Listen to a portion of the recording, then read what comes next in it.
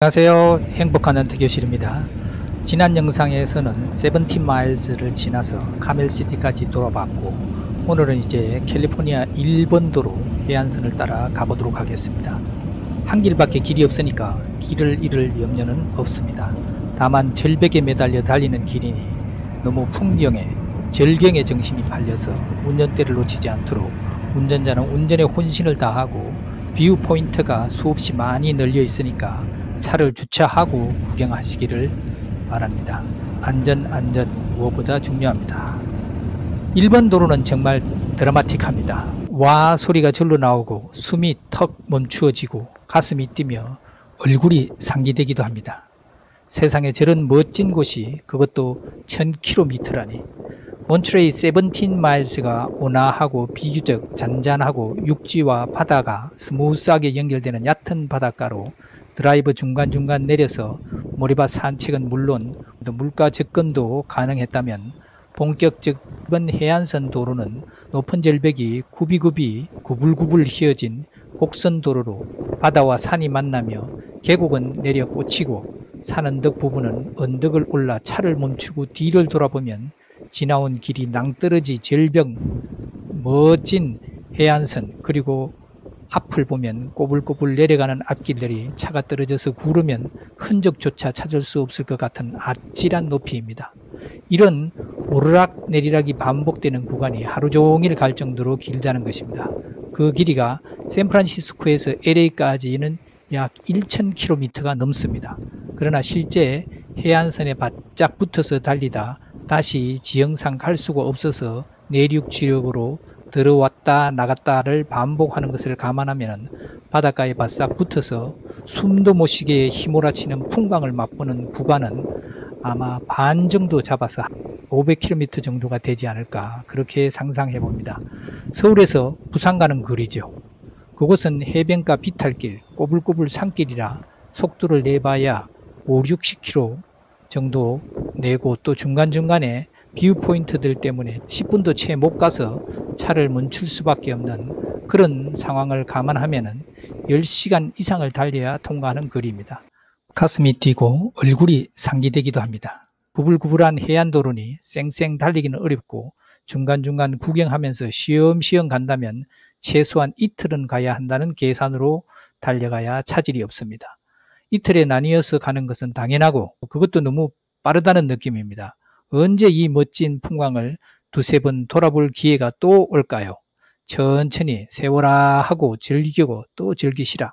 그러기 위해서는 몬트레이 17 마일즈는 다 잊으시고 반드시 몬트레이에서 숙박을 하고 아침 일찍 출발해서 모로베이 다음 숙소까지 즐기고 또 즐기시라는 추천을 하고 싶습니다. 해안 절벽에 와, 파도에 와, 멋진 굴곡에 와, 그냥 하루 종일 비명만 지르면 됩니다.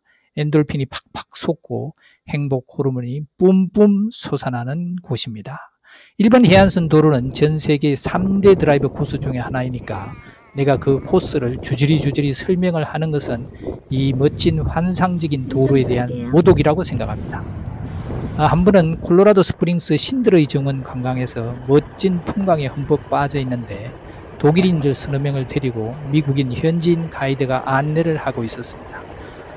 뷰 포인트에서 잠깐 눈이 마주쳐서 얘기를 나누다가 그분이 며칠 잡고 여기로 왔냐고 제게 물어보았습니다. 이틀 머문다고 했더니 락키에 대한 모독이라며 적어도 일주일은 시간을 할애해야지라며 꿀반 좀 몇 대 맞고 시작하자고 농담을 주고받은 적이 있습니다. 여기도 마찬가지입니다. 해안선 길이, 환상적인 풍광, 중간에 숙소가 별로 없는 점을 감안하면 무조건 이틀은 잡아주는 게 좋습니다. 그래서 여러 번 다닌 사람들은 몬트레이에서 자고 일찍 몬트레이 한 바퀴를 휙 돌고 빨리 1번 도로를 타고 서둘러서 달려도 또 봐도 감탄사가 절로 나와서 결국 몇몇 곳은 눌러 앉아서 넋을 잃고 맙니다. 그럼 어둑어둑해져서 겨우 다음 숙소 모로베이에 도달합니다. 그러나 첫 여행이라면 그냥 몬트레이에서 2박 정도 하면서 주변을 충분히 돌아보고 출발 당일은 호텔에서 조식을 하고 일찍 곧장 1번 해안선을 타면 조금 더 여유있게 곳곳을 구경하고 충분히 즐길 수가 있습니다. 석양도 죽이니까 하루 종일 발을 질질 끌며 즐기시다가 모로베이 근처에서 석양도 즐기고 숙소로 향하시기를 추천드립니다. 사실 중간에 거의 숙소가 없어서 결국 숙소는 모로베이, 그 다음 숙소는 벤츄라가 적합합니다. 자, 빅설 주립공원과 나란히 이어지는 빅설 사이는 태평양을 따라서 달리는 드라마틱한 풍경으로 잘 알려져 있습니다. 멋진 풍광으로 뽑히는 순위에서 늘 상위에 랭크되고 영화나 TV 광고에도 아주 자주 등장하는 미국 로드트립의 대표적인 코스입니다. 몬트리올을 나서면 곧 만나는 해안도로에는 푸른 바다와 깎아지르는 듯한 절벽으로 이루어진 환상적인 뷰포인트가 곳곳에 나타나 도대체가 차를 달릴 수가 없습니다. 그러니 하루 만에 휘리릭 달려서 지나가며 훑어본다, 이런 생각은 꿈도 꾸지 마시기 바랍니다. 빅서비 브릿지는 빅설 지역에서 해안에 위치한 다리이고 길고 멋진 경치를 보여주는 정말 아름다운 해안도로입니다. 깎아지른 협곡 사이에 세워진 빅스비 브릿지는 사람들이 항상 사진 찍느라 북적이고 높이도 엄청나고 저 절벽에 어찌 세웠나 싶을 정도로 인간의 위대함도 느끼는 곳입니다. 특히 석양 무렵의 해안선의 아름다운 풍광은 정말 인기가 많습니다. 다시 한번 강조드리지만 전체 하루를 꼭 배정하고 가능한 몬트레이나 세븐틴 마일즈를 둘러보고 가려는 야무진 꿈은 꾸지 마시기를 바랍니다. 방향은 분명 샌프란시스코에서 LA 방향으로 가셔야 오른쪽 바다와 절벽을 즐기실 수가 있습니다. 반대로 한국에서 LA에 도착해서 내리시는 분들은 샌프란시스코로 오는 방향은 정말 비추입니다. 그래서 난 샌프란시스코로 들어가고 LA를 선호하지 않습니다. 모로베이에서 하루 쉬고 다음날 벤츄라까지 가시면은 여유 있고 벤츄라에서 멋진 저녁 노을을 보시면 일본 해안선 도로 여행을 마무리하고 다음날은 전혀 다른 성격의 여행 라스베가스로 향하면 됩니다.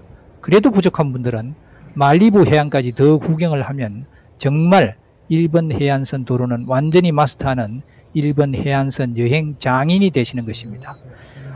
일본 도로를 지나다 정말 가기 싫고 또 그냥 하루 종일 절벽과 태평양 사이 난간에 붙어 앉아 넓은 태평양 바다를 바라보며 자연이 수억 년 영겁의 세월을 거쳐 한 땀 한 땀 빚어낸 높은 절벽의 신비한 모습들을 바라보며 넓은 바다라 잔잔한 듯 보이지만 잠시 눈을 고정해서 일렁이는 파도를 보면 내면에 엄청난 힘을 가진 역동성이 보이고 갈매기들이 내는 소리는 조용한 산사의 처마 밑에 있는 풍경 소리와도 같습니다. 이 상태는 무아지경에 빠져들고 자신도 모르게 명상에 잠기고 영국 무대에서 독백하듯이 혼자서 아 좋다, 천국이 따로 있나, 여기가 천국이구나 하고 중얼거리게 됩니다. 자, 이렇게 몬트레이에서 모로베이까지는 그냥 자연 경치 절경을 보며 놀며 쉬며 가다가 빅서 지역에서 빅서비 브릿지에서 절정을 이루고 절벽, 바다 절경으로 눈 호강을 실컷 하고 다음날 모로베이에서 말리부 해안까지는 자연 절경도 좋지만 이제 서서히 LA에 가까워지면서 사람들이 사는 곳이 나타나기 시작하는데 피스모 비치 해안가 가시면은 꼭 차를 멈추시고 마을을 한번 돌아보십시오. 주택들과 바닷가 작은 공원에서 태평양을 바라보며 커피 한잔 하시고 주변의 예쁜 주택들, 병풍처럼 둘러싼 뒷산, 그리고 여유있게 즐기는 사람들 모습, 야자수나무 모두가 환상적인 그림입니다. 현지 주민인 양 여유있는 자세로 의자에 비스듬히 들어누워서 바쁜 일상을 벗어나 운 좋게 여기를 보게 된 것을 감사한 마음으로 나도 복받은 사람이다 스스로를 다독다독 격려도 하고 기쁨을 만끽하는 시간도 가지시길 바랍니다. 그리고 달리다가 옆으로 살짝 빠져서 산타마리아, 도시 이름도 참 고급지지 않습니까? 산타마리아 도시도 한번 구경하고 아니면은 계속 일본어로 달리면 산타마리아는 못 가도 롬팍이라는 지점에서 246번을 타고 36분 정도 가면 전편 영상에서 내가 자랑한 솔뱅이라는 예쁜 도시가 나옵니다. 덴마크에서 이민 온 선조들이 집단을 이루어 사는 곳으로 덴마크 한 도시를 온 느낌입니다. 복장도 그렇고 집들 데코레이션도 그렇고 파는 상품들도 모두 덴마크 전통식으로 아주 이색적인 장면들이 많습니다. 한번 들러보시고 소울뱅에서 다시 101번을 타고 바닷가로 나와서 1번을 달리시면 멋진 도시 산타바바라에 도달합니다. 이름도 멋있는데 도시가 정말 상큼하고 깨끗하고 줄지어선 예쁜 주택들이 따끈따끈한 습기 없는 캘리포니아 날씨와 함께 바닷가 절벽을 따라 있는 작은 공원 같은 쉼터는 정말 멋지고 아름다운 곳입니다. 현지인들도 자기 동네 자랑에 침이 마릅니다. 그리고 다시 멋진 해안과 해변을 가진 말리부 해안, 그 다음에 산타모니카, 이렇게 LA 외곽 비벌리 힐스도 있습니다. 저는 대체로 LA 안쪽은 안 들어가고 돌아서서 라스베이거스로 향합니다. 결국 캘리포니아 1번 국도는 마치 달력이나 TV 광고에서 보일 듯한 풍경에 입을 다물지 못할 것입니다. 그냥 절규를 하십시오. 와, 죽인다. 꿈이냐 생시냐. 그냥 뚜껑이 열리도록 마음껏 소리를 지르십시오. 다만 차 안에서만 하시고 밖에서 많은 사람들이 있는 곳에서 하시면 즉시 미국 사람들이 저 사람들 C나라 사람들이구나 이렇게 생각하게 됩니다. 언제나 예의 지키시고 소리 낮추시고 목소리 낮게 우리는 C나라 사람이 아니고 코리안이라고 말씀을 하십시오. 자, 경치는 설명이 필요 없고 눈만 가져가시면 다 보이고 다만 여행자로 딱 3가지만 기억하시라. 위에서 대충 말씀드리는데 한 번 더 정리해서 말씀드리면, 첫째, 절대 하루 만에 가실 생각 마시고 충분히 여유를 가지고 가시라. 하루 만에 쌩 달리며 보겠다는 생각 자체를 버리시기 바랍니다. 둘째, 반드시 샌프란시스코에서 LA 방향으로 내려가며 보시고 LA 쪽에서 올라오시면서 보면 즐기는 맛의 반은 잃어버리는 것입니다. 방향 꼭 위에서 아래로 또 명심하십시오. 셋째, 워낙 경사진 곳으로 길을 내다보니까 산사태가 잦아서 길이 막히는 경우가 있어 가다가 다시 돌아와야 하는 불상사가 생길 수도 있으니 반드시 도로 상태 체크를 출발 전에 하시라는 겁니다. 제가 24년 봄 4월 여행에서 큰 산사태로 중간점까지 가서 도로가 폐쇄되어서 다시 돌아와 몬트레이에서 101번 고속도로를 타고 다시 내려가 결국 6시간 이상 운전을 하고 초죽음이 되어서 숙소에 도착한 기억이 있습니다. 자, 내일은 이제 전혀 다른 여행지 라스베이거스로 가보겠습니다. 오늘은 여기까지 하겠습니다. 감사합니다.